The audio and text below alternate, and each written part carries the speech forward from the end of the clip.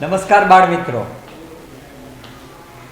જ્ઞાન સાધના સ્કોલરશિપ પરીક્ષા 2024 આપનું હાર્દિક સ્વાગત છે. આજે આપણે લેક્ચર મારો બીજો લેક્ચર છે. તો એમાં આગલા લેક્ચરમાં આપણે થોડાક અગાઉના ચેપ્ટર લીધા, જેની અંદર આપણે દહનની ચર્ચા કરી, પાકની ચર્ચા કરી, કોલસો અને પેટ્રોલિયમની ચર્ચા કરી. ત્યારબાદ આજે આપણે હવે ફરી પાછા બીજા બે ચેપ્ટર લઈશું. રેડી? તો એમાં સૌથી પહેલા આજે જે આપણે લેવાના છીએ એ ચેપ્ટર છે કિશોર અવસ્થા તરફ, એટલે કે 7મું પ્રકરણ છે. તો ચાલો થોડાક આપણે એના પ્રશ્નોની તૈયારી કરીએ કે આ પ્રકરણમાં આપણને કેવા પ્રશ્ન પૂછાશે અને આપણે કેવું ધ્યાન રાખશું આ પ્રશ્નની અંદર. તો ચાલો પહેલો પ્રશ્ન જોઈએ. યુવાનના પ્રારંભમાં નીચેનામાંથી કયા ફેરફાર થાય છે? આ જે આખું પ્રકરણ છે એ તમે ભણ્યા છો, એનું કન્ટેન્ટ તમને આવડે છે અને આવી જે પરીક્ષાઓ લેવાય છે એ પણ તમારા માટે સહેલી જ છે, કારણ કે જે પૂછાય છે એ તમારા પાઠ્યપુસ્તકમાંથી જ પૂછાશે, ક્યાંય બહારથી નહીં પૂછાય. પણ તમારે માત્ર ધ્યાન શું રાખવાનું છે કે જે આપણે 4 ઓપ્શન પસંદ કરીએ એને શાંતિથી 4 ઓપ્શનને જોશું, પછી જ જે આપણી OMR શીટ છે એની અંદર આપણે ટિક માર્ક કરશું. તો ચાલો આપણે અહીંયા ચર્ચા કરીએ. તો પહેલું એ ઓપ્શન છે ઊંચાઈમાં વધારો, બી ઓપ્શન છે શારીરિક ફેરફાર, સી ઓપ્શન છે અવાજ બદલાય અને ડી ઓપ્શન છે ઉપરના તમામ. તો આપણે એવું કહી શકીએ કે જવાબ શું થાય? તમને ટિક માર્ક કરેલો છે ઓલરેડી, ઉપરના તમામ. કે યુવાનનો પ્રારંભ થાય ત્યારે દરમિયાન ઊંચાઈમાં ફેરફાર થાય, શારીરિક ફેરફાર થાય છે અને અવાજ પણ બદલાય છે. હવે આ જ વસ્તુ આપણે આપણી પાઠ્યપુસ્તકની અંદર ભણી ગયા છીએ. ચાલો આપણે બીજો પ્રશ્ન જોઈએ. સામાન્ય રીતે સ્ત્રીઓમાં ફલન વિધિ કેટલા વર્ષથી શરૂ થઈ જાય છે? તો આ પ્રશ્ન મેં એટલા માટે મૂક્યો કે અહીંયા થોડીક આંકડાકીય માહિતી પણ તમારે પાઠ્યપુસ્તકમાંથી યાદ રાખવી પડશે.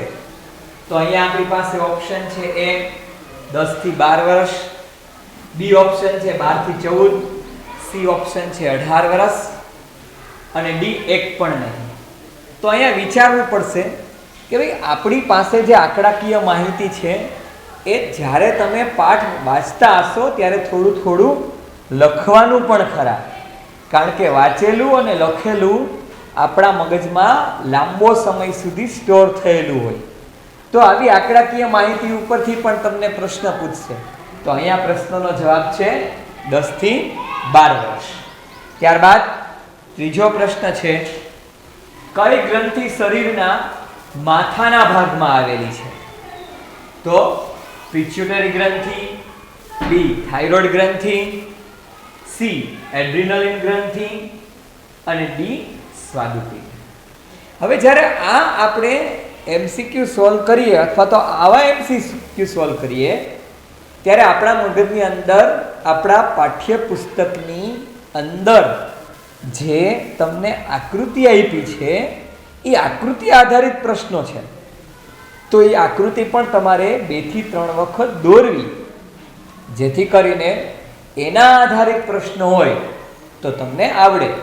તો બાળ મિત્રો, તમને પ્રશ્ન થશે કે આ પ્રશ્ન છે એમાં કઈ આકૃતિ હશે અને શું જોઈએ તો આપણને આવા પ્રશ્નના જવાબ મળશે.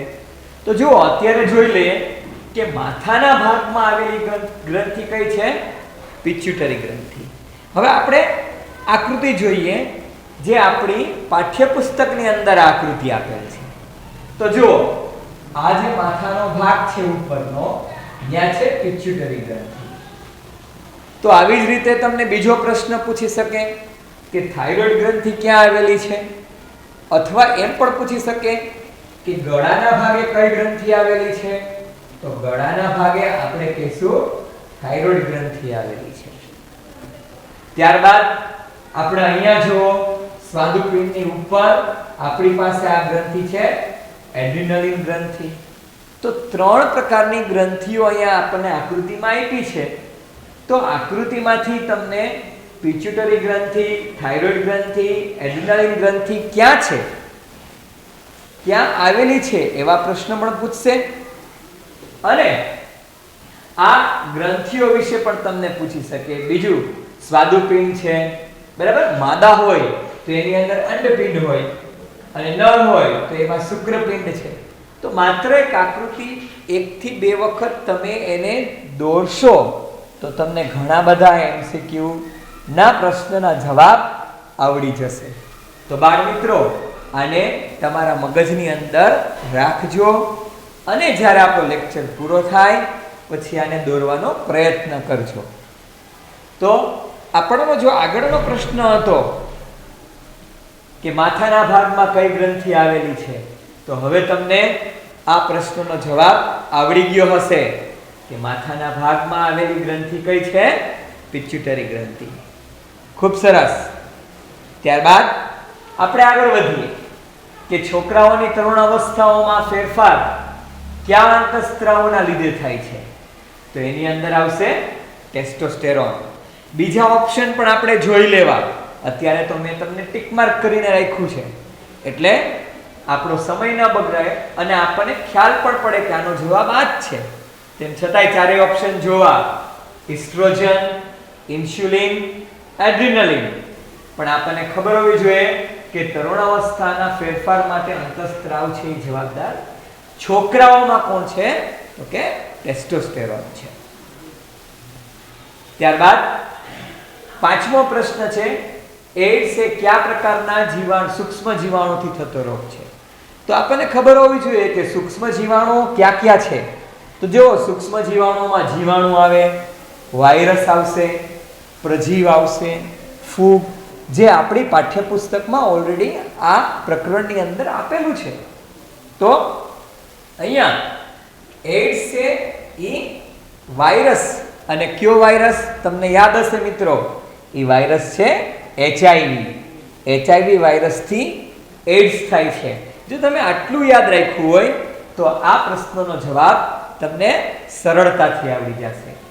એડ્સ એ કયા પ્રકારના સૂક્ષ્મ જીવાણુ? તો કે વાયરસથી થાય છે.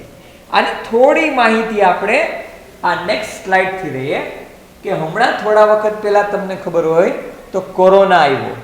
તો કોરોનાનો વાયરસ એ પણ ઘણી જગ્યાએ આપણને જોવા મળ્યો. એવી જ બીજી મહામારી છે એડ્સ. તો આ HIV વાયરસ છે. તો HIV વાયરસ એનું ફૂલ ફોર્મ ખબર હોવી જોઈએ. એડ્સ શું છે એનું ફૂલ ફોર્મ પણ આપણને ખબર હોવી જોઈએ. તો એડ્સ એટલે એક્વાયર્ડ ઇમ્યુનોડેફિશિયન્સી સિન્ડ્રોમ અને HIV એટલે હ્યુમન ઇમ્યુનોડેફિશિયન્સી વાયરસ. તો એડ્સ છે એ ડિઝીઝ રોગ છે, પણ એ કેનાથી થાય છે? તો કે આ વાયરસથી થાય છે. આ વાયરસનું કામ શું છે? તો કે AIDS is a medical condition and immunity system is too weak. તો શું કરે છે? એ આપણી જે રોગ પ્રતિકારક શક્તિ છે એના ઉપર આ HIV વાયરસ હુમલો કરે છે. એટલે જે રોગ થાય એ આપણા માટે એડ્સ છે. પછી આના વિશે તો આપણે ઘણું બધું તમે જેમ જેમ આગળ ભણશો એમ ડિટેલમાં ભણતા રહેશો, પણ અત્યારે આ સ્લાઇડ તમને આટલું જ શીખવે છે. ઓકે, નેક્સ્ટ આપણે જઈએ આગળ. તો આગળ આપણે હવે બીજા પ્રકરણમાં પ્રવેશ કરીએ અને એ છે 13મું પ્રકરણ, પ્રકાશ. તો પ્રકાશમાં આપણી પાસે પહેલો પ્રશ્ન છે કે પરાવર્તક સપાટી પરથી પાછા આવતા કિરણને શું કહે છે? તો આપાત કિરણ, પરાવર્તિત કિરણ, લંબ કે એક પણ નહીં. તો આ પ્રશ્નના જવાબ માટે તમારી પાઠ્યપુસ્તકની અંદર તમને યાદ હોય તો આ આકૃતિ આપી છે, જ્યાં આ છે એ સમતલ અરીસો છે. અહીંયાથી જે કિરણ તમે પસાર કરો છો એને કહેવામાં આવે આપાત કિરણ, અને અહીંથી જે કિરણ આવ્યું પાછું એ આપણા માટે શું છે? પરાવર્તિત કિરણ. આ છે આપાત બિંદુએ દોરેલ લંબ. તો આ લંબ અને આપાત કિરણ વચ્ચે જે ખૂણો બને છે એ આપણા માટે કહેવાય આપાત કોણ, અને અહીંયા જે કોણ બનાવે, કોણ એટલે ખૂણો, એને કહેવાય પરાવર્તિત કોણ. તો માત્ર જો આટલી આકૃતિ તમને ખ્યાલ હોય તો તમે આવા ઘણા પ્રશ્નના જવાબ આપી શકશો. ફરી પાછા આપણે એક પ્રશ્ન આગળ જઈએ તો પરાવર્તક સપાટી પરથી પાછા આવતા કિરણોને શું કહેશું? તો કે આપણો જવાબ છે બી ઓપ્શન, પરાવર્તિત કિરણો. આપણે આગળ વધીએ. નીચેનામાંથી નિશાચર પ્રાણીને ઓળખો. નિશાચર પ્રાણી એટલે એવા પ્રાણીઓ કે જે રાત્રે સ્પષ્ટ રીતે જોઈ શકતા હોય. જો એ પ્રાણીના નામ તમને આવડતા હોય તો આપણને આરામથી આ પ્રશ્નનો જવાબ છે એ આવડી જશે. તો અહીંયા પતંગિયું, બી ઓપ્શન છે બાજ, સી ઓપ્શન છે ચામાચીડિયું અને ડી છે ચકલી. તો જોતા જ ખબર પડી જશે કે ચામાચીડિયું છે. તો ચામાચીડિયું એક એવું પ્રાણી કહેવાય, નિશાચર પ્રાણી કહેવાય. તો આવા જેટલા પ્રાણીઓ નિશાચર હોય એની એક સરસ મજાની યાદી બનાવી લેવાની, જેથી કરીને તમને આવા કોઈ પણ પ્રશ્ન પૂછાય તો તમે એના જવાબ સરળતાથી આપી શકો. ત્યારબાદ નીચેનામાંથી કયું સાચું નથી? અગાઉ આપણે ચર્ચા કરેલી કે એમસીક્યુ જે ક્વેશ્ચન છે એની એક પેટર્ન એવી હોય કે માત્ર એવાય ઘણા એમસીક્યુ હોય કે 3 ખોટા હોય ને 1 સાચો હોય. અત્યારે એવું થશે કે ક્યુ સાચું નથી, એનો મિનિંગ એમ કે 3 સાચા હશે પણ 1 ખોટું છે. તો આવા એમસીક્યુ ને પણ વિચાર કરવો શાંતિથી. તો ચકલી, એ ઓપ્શન, તો કે શંકુ કોષો વધારે હોય. બી ઓપ્શન ઘુવડ, સળી કોષો ઓછા હોય. સી સમડી, સળી કોષો વધારે હોય. અને ડી વિટામિન એ કેમાંથી મળે? તો કે પપૈયું અને કેરી. તો આ બધા ઓપ્શનમાંથી કયું સાચું નથી એ આપણે પસંદ કરવાનું છે. તો કે બી ઓપ્શન ઘુવડ, સળી કોષો એની અંદર ઓછા હશે. ત્યારબાદ પ્રકાશનું કિરણ આંખના પાછળના ભાગમાં કેન્દ્રિત થાય તો શું કહે છે? તો ક્યાં કેન્દ્રિત થાય? તો કે નેત્રપટલ.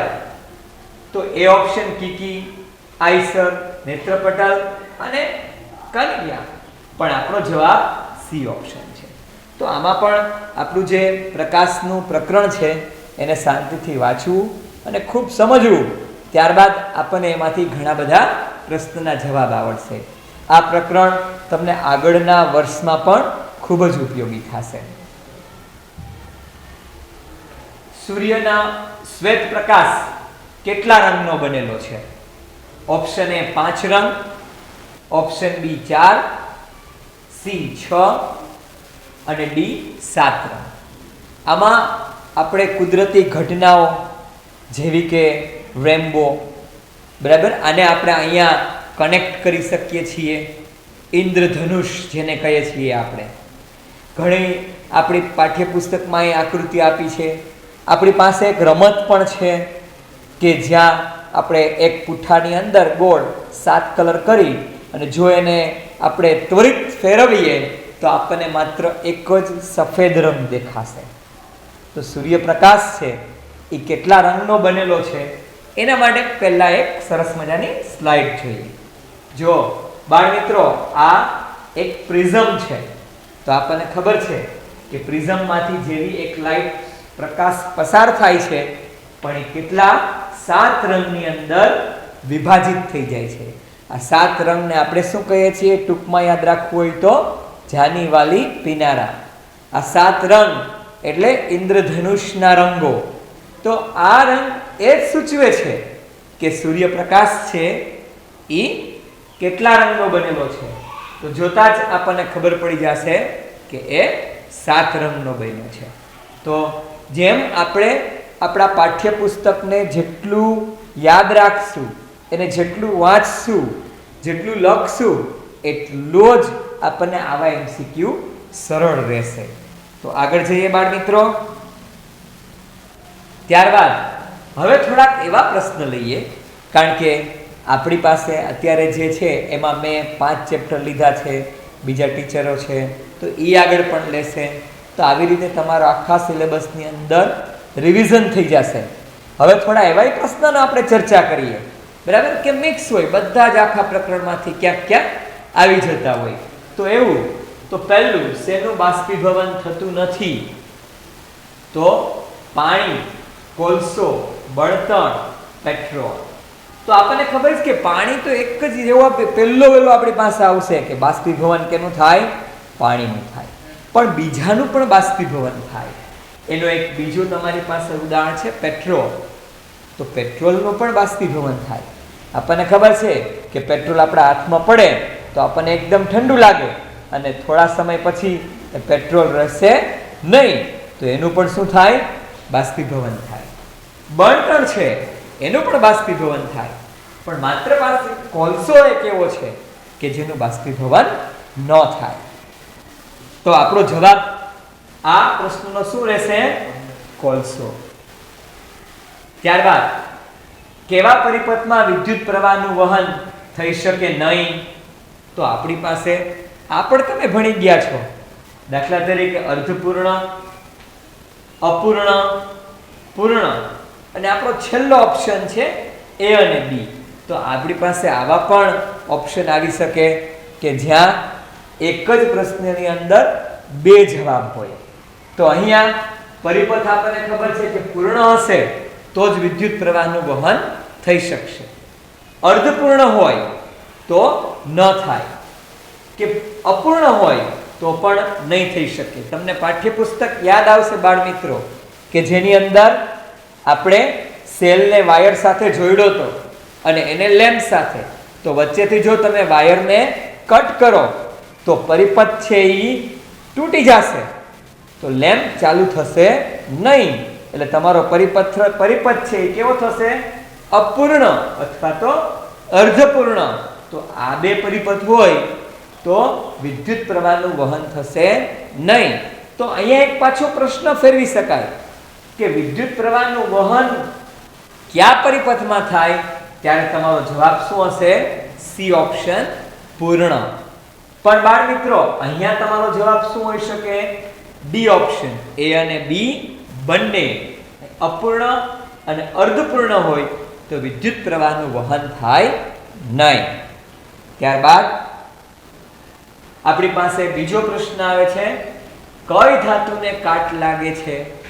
તો જુઓ, સોનું, ઝિંક, સી ઓપ્શન પિત્તળ અને ડી લોખંડ. આ તો એવું છે કે આપણા રેગ્યુલર લાઈફ છે એની અંદર ખબર છે કે કાટ કોને લાગે? તો આપણને ખબર છે કે ભાઈ આપણો ઓપ્શન છે એ ડી, લોખંડને કાટ લાગે. આ ઉપરાંત સોનું, ઝિંક અને કાટ નહીં લાગે. પણ ક્યારેક તમે એવું જોશો કે ભાઈ પિત્તળ છે એના ઉપર ક્ષાર જામી જાય, તો એ ક્ષાર એના માટેનો કાટ છે. પણ અત્યારે તમારો એ જવાબ ન હોઈ શકે. અત્યારે માત્ર તમારો જવાબ શું હોઈ શકે? લોખંડ. તો આવી રીતે તમે આવા બધા પ્રશ્નો છે એની તૈયારી કરી શકો છો. એક એક પ્રશ્ન છે એને શાંતિથી વાંચવાના અને એને શાંતિથી સોલ્વ કરવાના. પછી જ તમારે OMR શીટમાં ટીક કરવાનો રહેશે. ચાલો, મજા આવી બાળકો મિત્રો? આવજો.